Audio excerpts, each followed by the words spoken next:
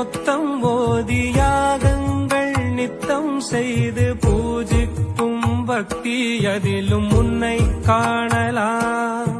பசி என்று தன் முன் வந்து கையேந்தி கேட்கும் போது தன் உணவை தந்தால் கூட உன்னை காணலாம். உன்னை காண பல கோடி இங்கு வாரி இறைக்கிறார்கள். எளிதாக உன்னை சேர இங்கு யாரு நினைக்கிறார்கள்.